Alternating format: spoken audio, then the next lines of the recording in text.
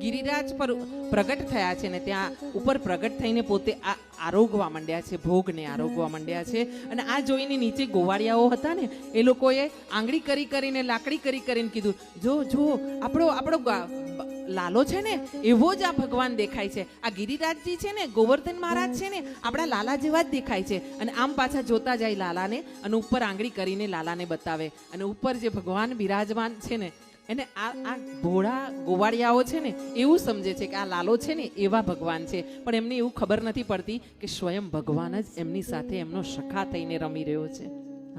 અને જે ભોળા હોય ને, જો તમે બહુ ચાલશો ને તો સમજી લો જીવનમાં બહુ તકલીફમાં આવશો.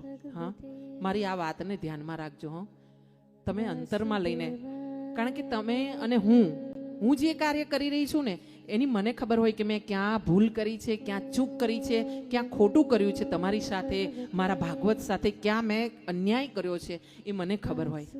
હા, બની શકે ત્યાં સુધી હું એક વાત કથામાંથી ચૂક થાય એવી નથી કરવા માંગતી, પણ ભૂલથી જો ભૂલ થઈ હોય તો મને પણ ખબર હોય. એવી રીતે તમને પણ ખબર હોય સમાજમાં, જીવનમાં અત્યારે બેઠા છો કે ભાગવતમાં બેઠા પછી તમારાથી કઈ ચૂક થઈ હોય, કોઈ વિચાર ખોટો આવ્યો હોય. પરંતુ યાદ રાખજો કે તમે જો વધારે પડતી ચતુરાઈ વાપરવા જશો ને તો દુનિયા બધી તમને છોડી શકશે, માફ કરશે, પણ મારો વાલો માફ નહીં કરે. એટલે હંમેશા બને એટલા ભોળા બનીને, સરળ બનીને, હા, એટલે હું કહું છું ઘણી વાર કે ભગવાનની પાસે જઈએ ને તે મૂર્ખ બનીને જવાનું.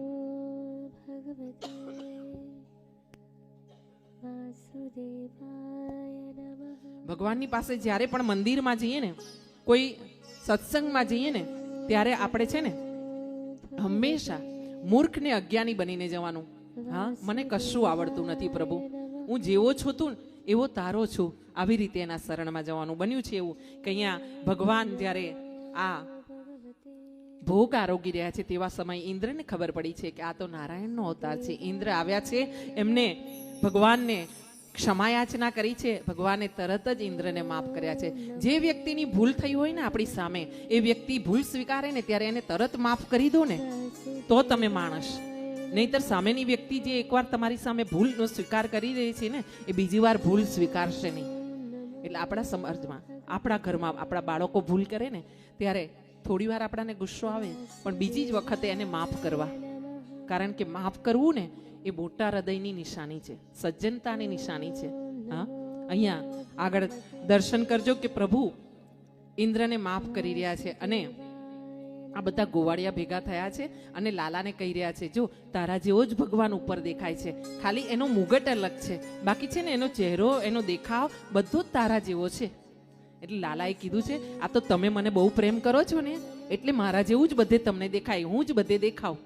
હા, પ્રેમીને હંમેશા પોતાનો પ્રેમી, પ્રિયતમ જ બધે દેખાય. હું જોવા જઉં તો મને એમ જ દેખાય કે મારો લાલો બધે છે. હા, એટલે પેલા લાલાએ આવું કીધું છે કે તમને બધા ભોળા છો ને, તમે મને સખા માન્યો છે ને એટલે તમને વધારે તમે મને પ્રેમ કરો છો ને એટલે મને જ તમે બધે જગ્યાએ બધાના સ્વરૂપમાં જોઈ રહ્યા છો. બાકી હું અલગ છું અને આ જે ઉપર છે ને એ પણ અલગ છે. આમ લાલાએ સમજાવ્યા છે. આમ થોડી થોડી વારે છે ને જ્યારે આ બાલ ગોપાલ છે ને લાલાને ઓળખી જાય છે ને, એની લીલાઓને ઓળખી જાય છે કે આ તો પરબ્રહ્મ છે, ભગવાન છે, ચતુર્ભુજ નારાયણનો અવતાર છે, ત્યારે ભગવાન છે ને મીઠી મીઠી વાતોમાં છે ને એ લોકોને ભોળવીને પાછા ભૂલાવી દે છે.